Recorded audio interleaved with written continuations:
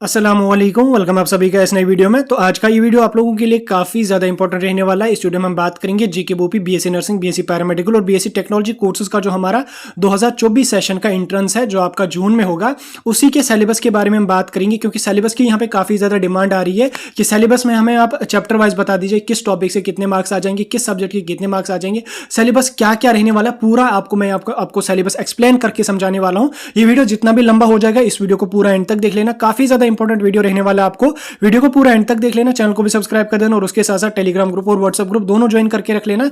दोनों की लिंक आपको डिस्क्रिप्शन में मिल जाएगी। तो चलिए वीडियो को शुरू कर लेते और जान लेते हैं यहाँ पे आप लोगों के सिलेबस के बारे में। तो देखिए, आगे बढ़ने से पहले मैं आपको एक बात क्लियर करना चाहता हूं। ये जो सिलेबस आपको मैं बता रहा हूं, इसमें आपको पता है कि एनसीईआरटी ने आपका काफी सिलेबस 11th और 12th का रेशनलाइज किया है, रिड्यूस किया, काफी टॉपिक्स आपके रिमूव किए गए हैं। और वही नया सिलेबस इस बार 2024 में हमारा नीट में भी इंप्लीमेंट हो गया है और वही सिलेबस नीट में भी रहेगा। और जो नीट में सिलेबस रहेगा वही नया सिलेबस आपका बोपी में भी रहेगा। लेकिन बोपी वाले आपका जो नया सिलेबस बीएससी नर्सिंग के एंट्रेंस का होगा, वो जब आपके एप्लीकेशन फॉर्म रिलीज हो जाएंगे, मार्च एंड तक आपके एप्लीकेशन फॉर्म आ जाएंगे, तो उस टाइम इंफॉर्मेशन बुलेटिन रिलीज होगा। उसी इंफॉर्मेशन बुलेटिन में आपका नया वाला सिलेबस मेंशन होगा। लेकिन मैं जो यहाँ पे सिलेबस आपको बता रहा हूँ, मैं आपको पुराने सिलेबस के अकॉर्डिंग यहाँ पे बता रहा हूँ। इसमें जो जो टॉपिक्स रेशनलाइज हुए हैं, एनसीईआरटी ने जो जो टॉपिक्स को कट किया है, आप उन टॉपिक्स को इस सिलेबस के अकॉर्डिंग कट कर सकते हैं। बाकी मैं आपको पुराने सिलेबस के हिसाब से यहाँ पे समझा रहा हूँ। अगर मैं आपको नीट के सिलेबस के हिसाब से बताऊंगा, उससे आपको जो मार्क्स डिस्ट्रीब्यूशन है वो यहाँ पे समझ नहीं आ जाएगा। इसलिए मुझे उसके लिए आपको मार्क्स डिस्ट्रीब्यूशन समझाने के लिए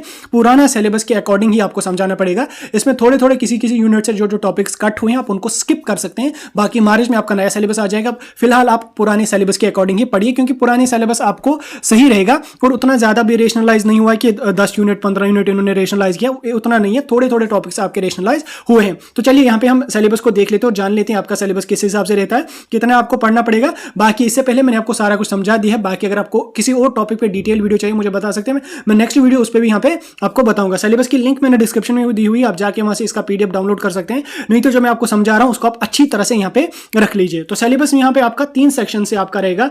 एक आपका फिजिक्स रहेगा, एक आपका केमिस्ट्री रहेगा, एक आपका बायो से रहेगा। ठीक, 3 सेक्शन से यहाँ पे आपका पेपर आ जाएगा। हर सेक्शन से आपको 60 क्वेश्चन आ जाएंगे। 60 फिजिक्स से, 60 केमिस्ट्री से और 60 से यहाँ पे आपको बायो से रहने वाले। टोटल यहाँ पे आपका 180 क्वेश्चन होंगे और 180 मिनट्स आपको पेपर करने के लिए दिए जाएंगे। ठीक, अब यहाँ पे हम बात करेंगे सबसे पहले फिजिक्स की। तो फिजिक्स में आपका जो पेपर होगा उसमें आपको 11th और 12th का सिलेबस मिला के आपका है इसमें। तो फिजिक्स से आपको 60 मार्क्स आ जाएंगे। 60 मार्क्स में हम मार्क्स डिस्ट्रीब्यूशन देखेंगे कि किस यूनिट से कितने मार्क्स आ जाएंगे। इसमें सबसे पहले अगर हम देखेंगे फिजिकल वर्ल्ड एंड मेजरमेंट, इससे आपके 2 मार्क्स होंगे। काइनेमेटिक्स से आपके 3 मार्क्स आ जाएंगे। उसके बाद लॉज ऑफ मोशन से आपके 2 मार्क्स आ जाएंगे। वर्क, एनर्जी एंड पावर से आपके 2 मार्क्स आ जाएंगे। मोशन से आपके 2 मार्क्स होंगे। उसी तरह से यहाँ पे आपका ग्रेविटेशन से 2 मार्क्स होंगे। प्रॉपर्टीज ऑफ बल्क मैटर, इससे आपके 2 मार्क्स रहेंगे। उस तरह से थर्मोडाइनेमिक्स से आपके 2 मार्क्स रहेंगे। हालांकि थर्मोडाइनेमिक्स को रिमूव किया गया है एनसीईआरटी के हिसाब से, क्योंकि आपको फिजिक्स में भी थर्मोडायनेमिक्स पढ़ना पड़ेगा। सॉरी, इसको आपको जो है वो बायो से रिमूव किया गया है, ये आपको केमिस्ट्री से रिमूव किया गया है और ये आपको जो है वो फिजिक्स में भी देखने को मिलेगा। आप कहीं से एक जगह से पढ़िए, आपका दोनों का क्लियर हो जाएगा। उसी तरह से यहाँ पे आपको काइनेटिक थ्योरी से आपको यहाँ पे 2 मार्क्स रहेंगे। ऑस्किलेशन एंड वेव्स, इससे आपको 4 मार्क्स यहाँ पे आने वाले हैं। उसी तरह से इलेक्ट्रोस्टैटिक्स से आपकी 4 मार्क्स रहेंगे, काफी लंबा टॉपिक है। करंट इलेक्ट्रिसिटी से आपको 4 मार्क्स आ जाएंगे। उसी तरह से magnetic effect of current and magnetism, इससे आपको 5 मार्क्स यहाँ पे रहेंगे। बड़े बड़े यूनिट्स हैं और इंपॉर्टेंट यूनिट्स हैं। Electromagnetic induction and alternate current, इससे आपको 4 मार्क्स रहेंगे। उसके बाद इलेक्ट्रोमैग्नेटिक वेव्स, इससे 2 मार्क्स रहेंगे। ऑप्टिक्स सबसे इंपॉर्टेंट रहेगा आपका, इससे 7 मार्क्स आ जाएंगे। सबसे बड़ा ये आपका टॉपिक, ये सबसे बड़ा यूनिट आपका रहेगा, इसे आपके सबसे ज्यादा मार्क्स होंगे, 7 मार्क्स होंगे। Dual nature of matter and radiation से आपके 2 मार्क्स रहेंगे। एटम्स एंड न्यूक्लियाई, इससे आपको 3 मार्क्स रहेंगे। इलेक्ट्रॉनिक डिवाइसेस से आपको 4 मार्क्स यहाँ पे रहेंगे। और सबसे लास्ट पे आपको कम्युनिकेशन सिस्टम होगा, इससे आपको 2 मार्क्स यहाँ पे रहेंगे। तो फिजिक्स से आपको टोटल 20 यूनिट्स होंगे और 20 यूनिट्स में आपको मार्क्स की जो डिस्ट्रीब्यूशन है वो मैंने आपको समझा दी कि सबसे इंपॉर्टेंट इसमें आपका ऑप्टिक्स रहेगा। ऑप्टिक्स से आपको सबसे ज्यादा क्वेश्चंस आ जाएंगे, 7 क्वेश्चंस पूछे जाएंगे। इसलिए ऑप्टिक्स को आप पहली प्रेफरेंस पे ही क्लियर करके रख लेना। अब इसमें मैं आपको इंपॉर्टेंट चैप्टर्स सेपरेट वीडियो में बताऊंगा तीनों सब्जेक्ट के। तो 20 यूनिट्स आपको केमिस्ट्री से, सॉरी फिजिक्स से यहाँ पे रहने वाले हैं। उसके बाद नेक्स्ट मैं केमिस्ट्री पे चलता हूँ। केमिस्ट्री से भी आपको 20 यूनिट्स रहेंगे, 60 मार्क्स का आपका पेपर रहेगा। केमिस्ट्री की हम मार्क्स डिस्ट्रीब्यूशन यहाँ पे जानने की कोशिश करेंगे। सबसे पहला यहाँ पे यूनिट आपका है chemical arithmetic and atomic structure, इससे आपके 3 मार्क्स रहेंगे। केमिकल इक्विलिब्रियम से आपको 4 मार्क्स यहाँ पे रहेंगे। केमिकल काइनेटिक्स से आपके 2 मार्क्स रहेंगे, सॉल्यूशन से आपके 2 मार्क्स रहेंगे, केमिकल थर्मोडायनेमिक्स आपको फिजिक्स में भी है, इससे आपको 4 मार्क्स रहेंगे, थर्मोडायनेमिक्स आपका फिजिक्स में भी है, 4 मार्क्स यहाँ पे रहेंगे, रिडॉक्स रिएक्शन से आपके 3 मार्क्स यहाँ पे रहेंगे, उसके बाद यहाँ पे solid states and states of matter, इससे आपको 4 मार्क्स रहेंगे, उस तरह से यहाँ पे सरफेस केमिस्ट्री से 2 मार्क्स रहेंगे, पीरियडिक प्रॉपर्टी से आपको 2 मार्क्स रहेंगे, chemical bonding and molecular structure से आपको 4 मार्क्स रहेंगे, उसी तरह से यहाँ पे केमिस्ट्री ऑफ रिप्रेजेंटेटिव एलिमेंट से आपको 2 मार्क्स रहेंगे, इसमें आपको एसपी ब्लॉक एल्कली मेटल्स वगैरह, इसमें काफी टॉपिक्स एनसीईआरटी ने रेशनलाइज भी किए हैं, उनको मैंने आपको जैसे पहले बोला आप उसी के हिसाब से यहाँ पे समझ सकते हो, उसको दोबारा मैं उसको एक्सप्लेन नहीं करूंगा।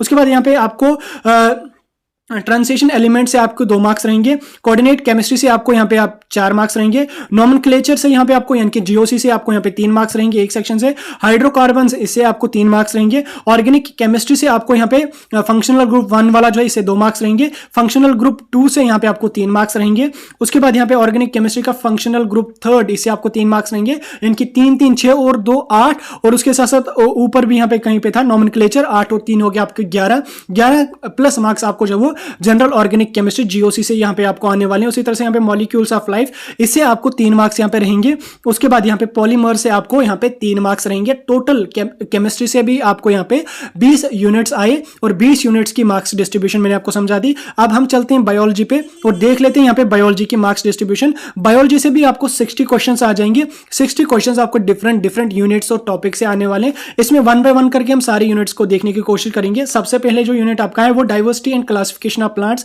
इससे 3 आ जाएंगे, उसके बाद morphology and anatomy of plants इससे 3 मार्क्स रहेंगे, प्लांट फिजियोलॉजी आप इससे आपको 7 मार्क्स रहेंगे, सबसे ज्यादा मार्क्स इससे रहेंगे आपको। उसके बाद यहाँ पे आपको रिप्रोडक्शन इन फ्लावरिंग प्लांट्स इससे आपको 4 मार्क्स रहेंगे, जेनेटिक्स से आपको 5 मार्क्स यहाँ पे रहेंगे, उसके बाद यहाँ पे आपको जो वो इकोलॉजी से आपको यहाँ पे 3 मार्क्स रहेंगे, बायोलॉजी एंड ह्यूमन वेलफेयर से आपको 3 मार्क्स रहेंगे, डाइवर्सिटी इन लिविंग वर्ल्ड इससे आपको 2 मार्क्स रहेंगे, हिस्टोलॉजी एंड मॉर्फोलॉजी से आपके 2 मार्क्स रहेंगे, सेल स्ट्रक्चर एंड फंक्शन से आपको 4 मार्क्स रहेंगे, ह्यूमन फिजियोलॉजी से आपको 8 मार्क्स रहेंगे, प्लांट फिजियोलॉजी और ह्यूमन फिजियोलॉजी इनके आपको सबसे ज्यादा मार्क्स देखने को मिले, ह्यूमन में 8 होंगे, प्लांट में आपके 7 क्वेश्चन आ जाएंगे, लंबे यूनिट से इनको आप अच्छी तरह से पढ़ के जाना, बाकी अपकमिंग वीडियोज में मैं आपको इंपॉर्टेंट टॉपिक्स भी प्रोवाइड कर लूंगा, उसकी टेंशन नहीं लेना। रिप्रोडक्शन से आपको 6 मार्क्स आ जाएंगे, जेनेटिक्स से आपको 3 मार्क्स यहाँ पे रहेंगे, बायोलॉजी एंड ह्यूमन वेलफेयर से आपको 3 मार्क्स रहेंगे, बायोटेक्नोलॉजी एंड इट्स एप्लीकेशन इससे आपको यहाँ पे 2 मार्क्स रहेंगे, तो टोटल बायोलॉजी से आपको 15 यूनिट्स आ जाएंगे, फिजिक्स से आपको 20 यूनिट्स आ जाएंगे, केमिस्ट्री से आपको 20 यूनिट्स आ जाएंगे। तीनों सब्जेक्ट्स की मैंने आपको मार्क्स डिस्ट्रीब्यूशन समझा दी, बाकी सिलेबस की लिंक मैंने डिस्क्रिप्शन में दी हुई है, जाके वहां से सिलेबस को आप लोग अपना पीडीएफ डाउनलोड कर सकते हैं। बाकी जो नया सिलेबस मार्च में आ जाएगा उसको भी आप चेक कर सकते हैं। बाकी इसी सिलेबस में आप जो रेशनलाइज्ड टॉपिक्स हैं उनको यहाँ पे स्किप कर सकते हैं। मैं रेशनलाइज्ड टॉपिक्स की आपको लिंक भी प्रोवाइड करने की कोशिश करूंगा टेलीग्राम ग्रुप और व्हाट्सएप ग्रुप में, इसलिए आप वहां पे ज्वाइन हो जाना। कल तक मैं वहां पे लिंक फॉरवर्ड करके आपको पीडीएफ प्रोवाइड कर लूंगा तीनों सब्जेक्ट्स में से कौन कौन सा टॉपिक रेशनलाइज आप लोगों का हुआ है। मैं आपको नीट के सिलेबस या नए सिलेबस के हिसाब से भी समझा सकता था, लेकिन उसके हिसाब से मैं आपको मार्क्स डिस्ट्रीब्यूशन समझाना काफी मुश्किल था, इसलिए मैंने आपको पुराने सिलेबस के अकॉर्डिंग ही मार्क्स डिस्ट्रीब्यूशन समझा दी। बाकी आप पुराने सिलेबस के अकॉर्डिंग ही फिलहाल पढ़ते रहो, जितनी ज्यादा आपको नॉलेज होगी उतना आपको अच्छा होगा। बाकी थोड़े थोड़े टॉपिक्स इसमें रेशनलाइज हुए, उतना लंबा कोई, और वो भी टॉपिक ऐसे जो थ्योरेटिकल वाले हैं, कोई इंपॉर्टेंट टॉपिक रेशनलाइज इसमें नहीं हुआ है। ठीक, तो ये था आपका बीएससी नर्सिंग का नया सिलेबस। चैप्टर वाइज मैंने आपको मार्क्स डिस्ट्रीब्यूशन समझा दी, सब्जेक्ट वाइज मार्क्स डिस्ट्रीब्यूशन समझा दी, यूनिट्स मैंने आपको सारे समझा दिए। बाकी किसी और टॉपिक पे वीडियो चाहिए मुझे बता सकते हैं, मैं डिटेल वीडियो डाल के आप लोगों को समझा